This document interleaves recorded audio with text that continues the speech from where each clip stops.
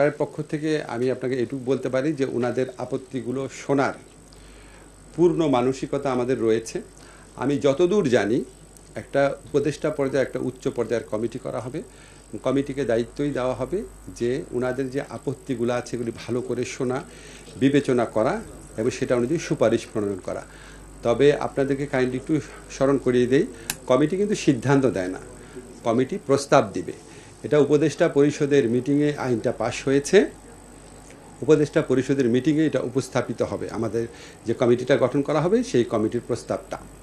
তো এটা ছাড়া আমার এখন আর কিছু বলার কিছু নাই। আর আমি শুধু আপনাদের এটুকু বলতে পারি যে সর্বোচ্চ মানবিক দিক থেকে এই ওনাদের আপত্তির বিষয়গুলো বিবেচনা করার একটা মানসিকতা সরকারের মধ্যে রয়েছে। শাইনি চুলে এখন হবে সব হেয়ারস্টাইল। সিল্কোর দ্বিগুণ শাইনি চুল প্রতিদিন। কিছু ক্ষেত্রে অপপ্রয়োগের সুযোগ রয়েছে। তো অপপ্রয়োগের সুযোগ থাকা তো কখনো একটা প্রত্যাশিত ব্যাপার হতে পারে না। অপপ্রয়োগের সুযোগের ব্যাপারে ওনারা তো চাকরি করছেন, ওনারা আমাদের চেয়ে ভালো বলতে পারবেন। ভালো করে শোনা বোঝার জন্যই কমিটিটা গঠন করা হয়েছে এবং আমরা সর্বোচ্চ আন্তরিকতা দিয়ে কমিটিটা শুনব। আমি যদি কমিটিতে থাকি সর্বোচ্চ আন্তরিকতা দিয়ে আমরা ওনাদের বক্তব্যগুলো শুনবো এবং এটা উপদেষ্টা পরিষদের মিটিংয়ে তুলে ধরার চেষ্টা করব।